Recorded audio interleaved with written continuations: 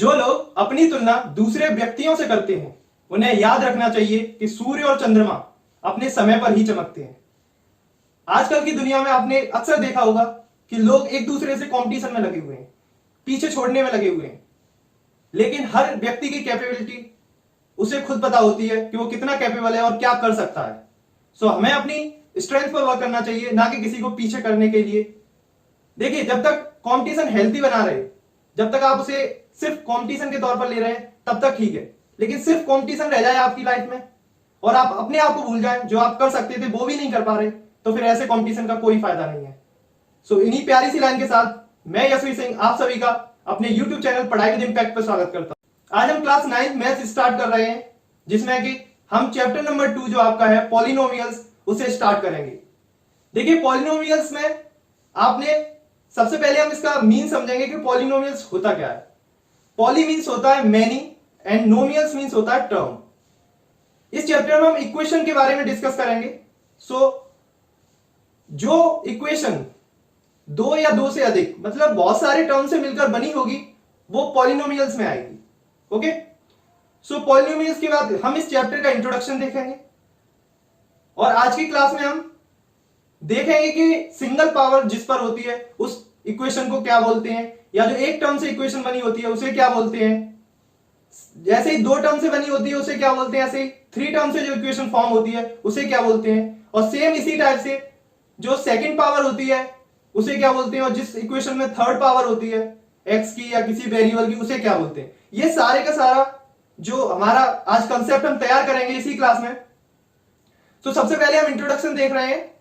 जैसा कि मैंने बोर्ड पे लिख रखा है, class 9 maths NCERT chapter number 2 polynomials introduction. सबसे पहले मैंने आपको बताया पॉली, तो सबसे पहले आप देखेंगे पॉली का मीन्स होता है मैनी। ओके, और ये है आपका नोमियल्स। नोमियल का मीन्स होता है टर्म्स।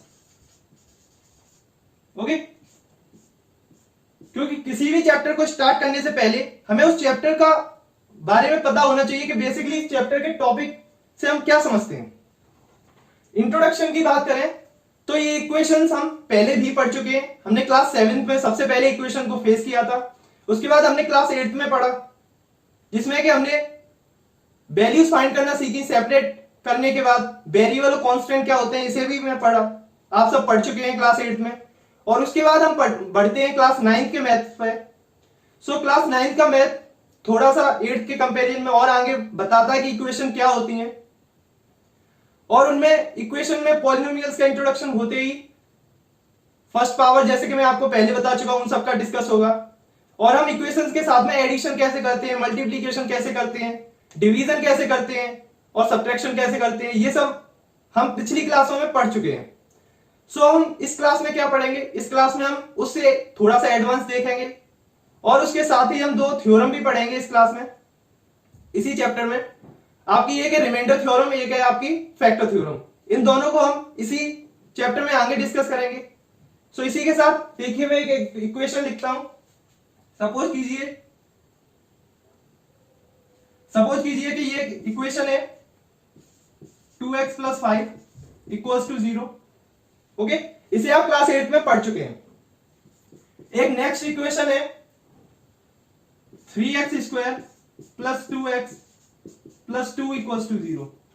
ये आपने क्लास 8 में नहीं पढ़ी थी, बट आप इस इक्वेशन को क्लास 9 में पढ़ रहे होंगे। ओके, एक और इक्वेशन देखिए 5x³ + 3x² + 2x = 0।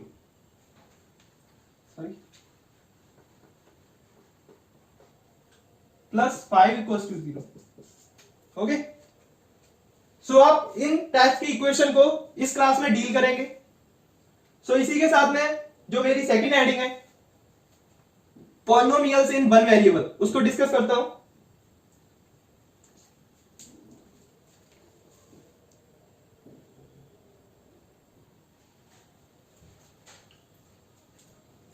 Next heading है आपकी पॉलिनोमियल्स इन वन वेरिएबल।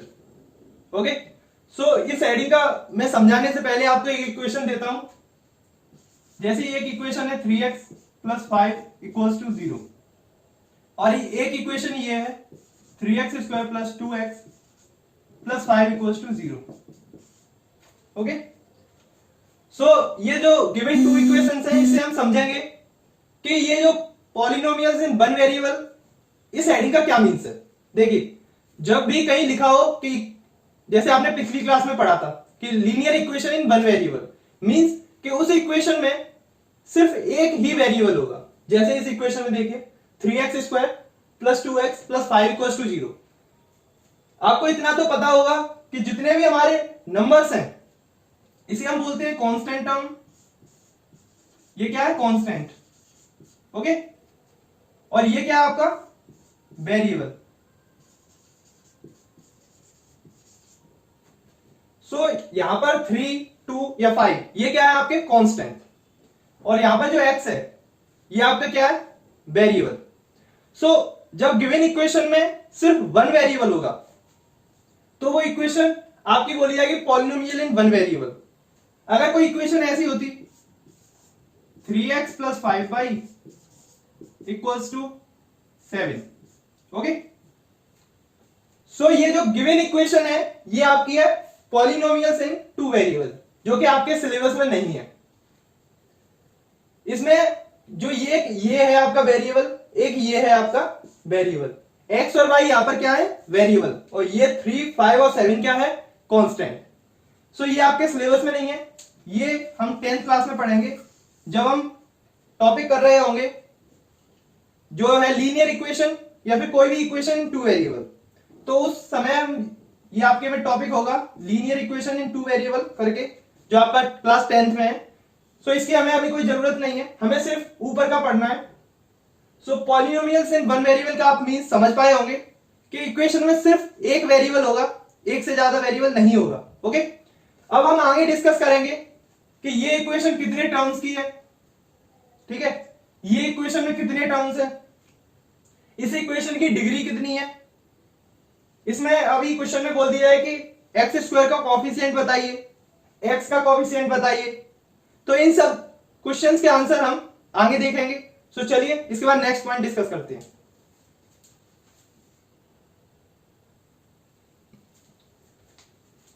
सो इसके बाद हम नेक्स्ट डिस्कस करेंगे टर्म्स।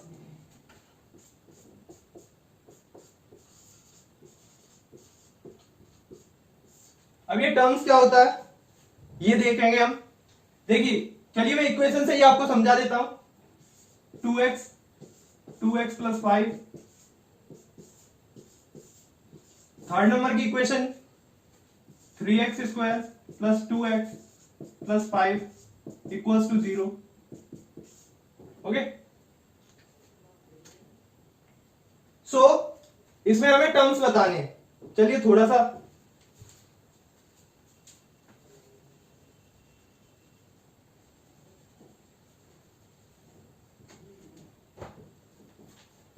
हमें इसमें टर्म्स बताने कि इस इक्वेशन में कितने टर्म्स हैं। देखिए, एक इक्वेशन बनती किससे है? उसमें एक वेरिएबल होगा और एक कांस्टेंट होगा। ओके, इक्वेशन में एक वेरिएबल एक कांस्टेंट 100% होगा। जैसे कि फर्स्ट इक्वेशन देखिए, यहां पर 2 क्या है? कांस्टेंट, और x क्या है? वेरिएबल। सो इसको कंप्लीट हम क्या बोलते हैं? One term.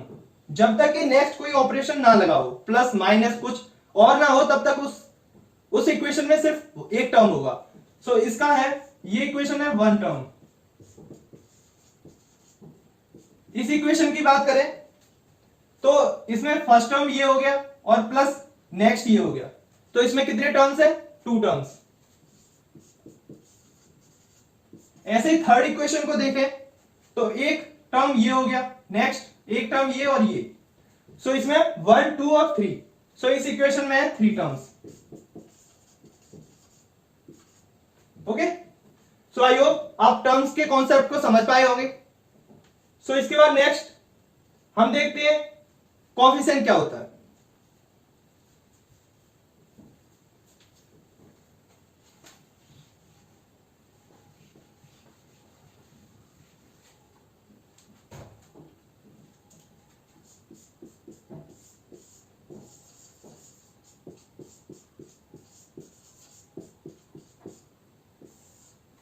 कोफिशिएंट। अब हम समझेंगे इक्वेशन में कोफिशिएंट अगर बोला जाए निकालने को तो हम उसे कैसे फाइंड करते हैं। चलिए इक्वेशन में इसी में से कोई सी भी ले लेता हूं। मान लीजिए मैंने लास्ट इक्वेशन ले ली 3x² plus 2x plus 5। Okay, ऐसे कोई भी इक्वेशन दी होगी आपको और वो आपको बोलेगा कि find the coefficient of x।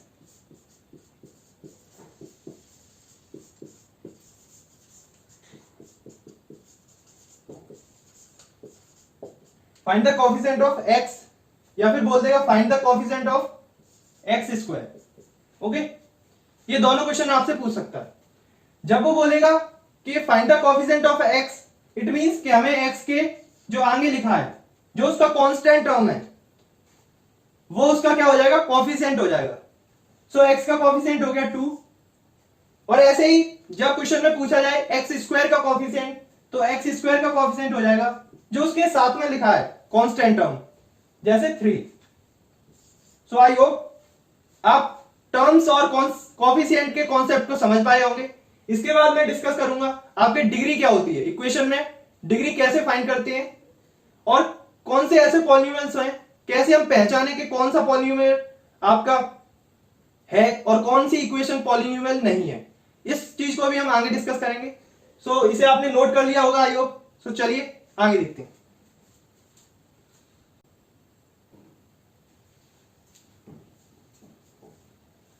सो अब हम डिस्कस करते हैं डिग्री क्या होता है इक्वेशन में। The highest power of the variable in a polynomial is called the degree of polynomial. Means एक इक्वेशन लीजिए कोई, जैसे 3x³ plus 5x² plus 7x plus 5 equals to 0।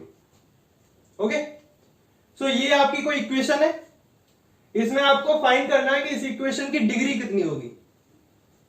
सो अब हम डेफिनेशन को समझते हैं। The highest power of the variable, variable means x, यहां पर वेरिएबल है क्योंकि ये इक्वेशन किसका एग्जांपल है, पॉलिनोमियल इन वन वेरिएबल का एग्जांपल है।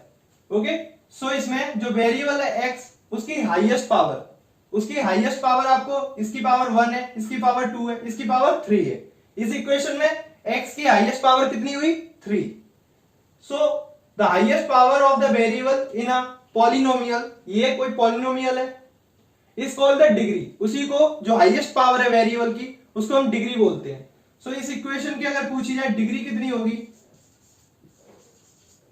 सो डिग्री कितनी हुई, 3। ओके, सो ऐसे ही कोई और एग्जांपल ले लीजिए। मान लीजिए सेकंड कोई एग्जांपल है 5x plus 3 equals to 0। Okay, so इस इक्वेशन की अगर आपसे डिग्री पूछी जाती है सो इसमें x की हाईएस्ट पावर कितनी है, 1। सो इसका आंसर हो जाएगा डिग्री कितनी हुई इसकी, 1 डिग्री हो गई इसकी। सो इसकी डिग्री कितनी हुई, 1। ओके, सो आई होप आपको डिग्री समझ आई होगी।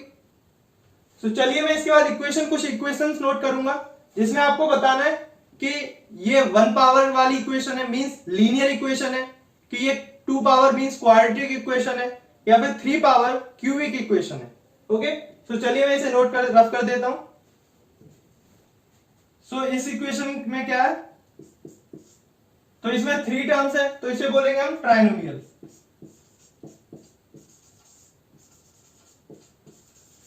ट्राइनोमियल। ओके, और एक इक्वेशन और लिखता हूं मैं, जैसे 5x equals to 0। Okay, so इसमें कितने टर्म्स हैं, इसमें सिर्फ 1 टर्म है, इसमें सिर्फ 1 टर्म है, तो इसको बोलते हैं monomial.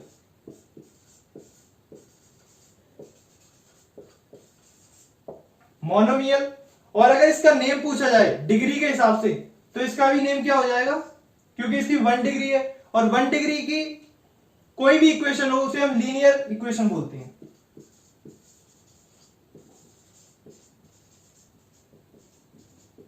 Linear equation. I hope आपको ये सारी चीज क्लियर हुई होगी। चैप्टर को स्टार्ट करने से पहले ये जितना भी कॉन्सेप्ट है ये आपको बहुत अच्छे से आना चाहिए, तभी आप एक्सरसाइज को सॉल्व कर पाएंगे और आगे की एक्सरसाइज में ये बहुत हेल्प करने वाला है। सो आज की क्लास आप जितना हो सके उतनी अच्छे से पढ़ें।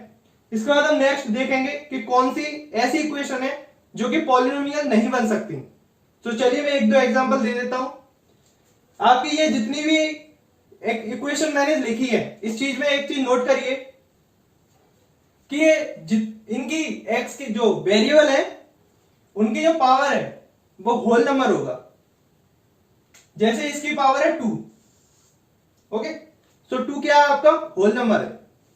इसकी पावर है 3, 3 क्या है होल नंबर है। ऐसे ही 1 क्या होल नंबर है। किसी की पावर 0 भी होती तो वो भी आपका होल नंबर में काउंट होता।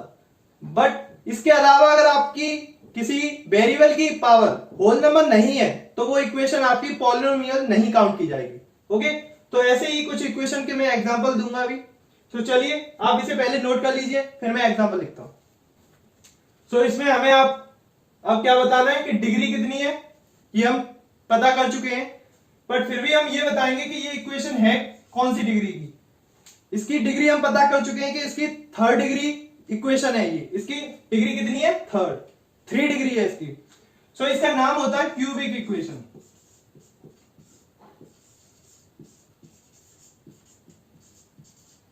इसका क्या नाम है क्यूबिक इक्वेशन। अब इसी इक्वेशन में आपको पूछा जाए कि नंबर ऑफ टर्म्स कितने होंगे। सो आप 1 2 3 4, सो इसमें नंबर ऑफ टर्म्स कितने हुए 4। लेकिन आपके सपोज कीजिए आपके पास कोई बड़ी इक्वेशन लिख दी, जैसे x की पावर 3x की पावर 12, ऐसे करते करते बहुत बड़ी इक्वेशन लिखी है। अब उसमें आपको पूछ लिया है नंबर ऑफ टर्म्स, तो आपको काउंट करने में टाइम लगेगा। बट एक फॉर्मूला होता है, यहीं पे लिख देता हूं नंबर ऑफ टर्म्स का।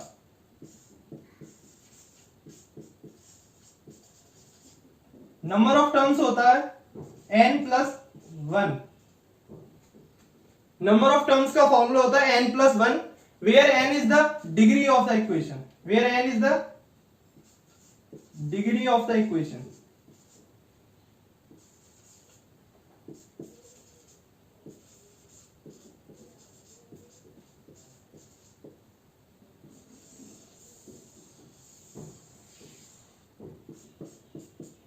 Okay, so number of terms का फॉर्मूला है ये। सो ऐसे ही देखिए इसमें कितनी डिग्री है इस इक्वेशन की 3 डिग्री है, तो इसमें नंबर ऑफ टर्म्स कितने हो जाएंगे, इसमें नंबर ऑफ टर्म्स हो जाएंगे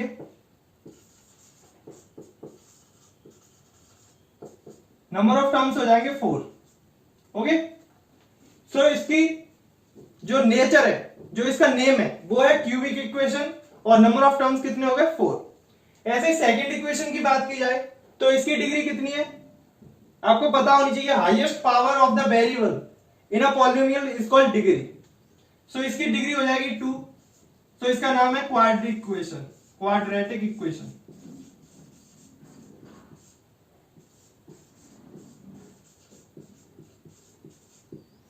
quadratic equation, okay.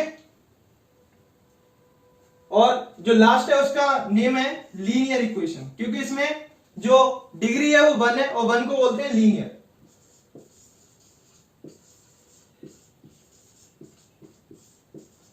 Linear equation, okay. अब देखिए, अब मैं इसका नेम मैंने डिग्री के हिसाब से बता दिया कि इक्वेशन का क्या नेम है, और अगर यही टर्म्स के हिसाब से हो, अगर मुझसे बोला जाए कि इनके टर्म्स दिए हैं तो उनका नेम क्या होगा, तो देखिए जिस इक्वेशन में 1 टर्म होता है उसे हम मोनोमियल बोलते हैं, और जिसमें 2 टर्म्स होता है इक्वेशन उसे हम बाइनोमियल बोलते हैं, और जिसमें 3 टर्म्स होता है उसे क्यूबिक, उसे क्या बोलते हैं ट्राइनोमियल, सॉरी उसे ट्राइनोमियल बोलते हैं। आपके सिलेबस में बस ये 3 ही है। सो इस इक्वेशन में 2 टर्म्स है तो इसे बोलेंगे बाइनोमियल,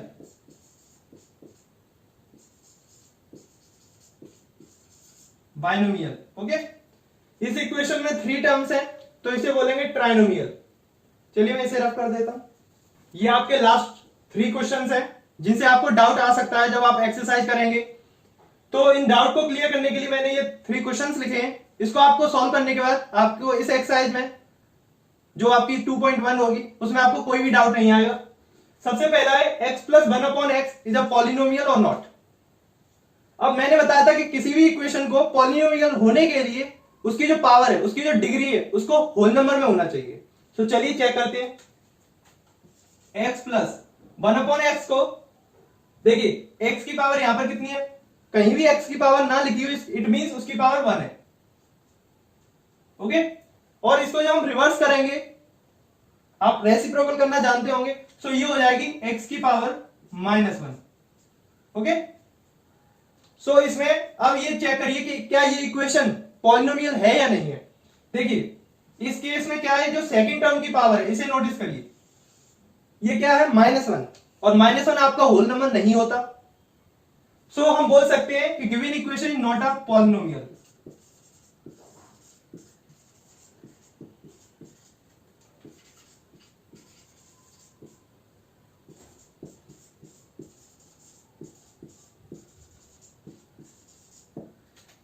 सो ये जो इक्वेशन हमें गिवन थी x + 1/x, ये आपकी क्या है, पॉलिनोमियल नहीं है। ओके, अब सेकंड, ऐसे ही सेकंड मैंने एग्जांपल लिया है, सेकंड क्वेश्चन है आपका √x + 3। √x + 3 ये सेम ही क्वेश्चन है, इज अ पॉलिनोमियल और नॉट। सो हम चेक करेंगे इसे भी, तो करिए चेक। सो ये हो गया √x। आप जानते होंगे कि किसी भी नंबर पर हम ये रूट लगाते हैं, सो इसकी पावर होती है 1/2, ये स्क्वायर रूट है। ओके, और यहां पर अगर 3 बना होता, इट मींस ये क्यूब रूट है। आपको इतनी नॉलेज होगी आई होप, क्योंकि आप 8th पढ़ के आए हैं। सो चलिए इसकी पावर लिखते हैं, x की पावर 1/2 + 3। अब किसी भी इक्वेशन को पॉलिनोमियल होने के लिए क्या चाहिए कि उसकी पावर, जो उसकी डिग्री है, वो होल नंबर में होनी चाहिए। क्या 1/2 होल नंबर है? आप सब जानते हैं कि 1/2 होल नंबर नहीं है, सो हम बोल सकते हैं कि given equation is not a polynomial.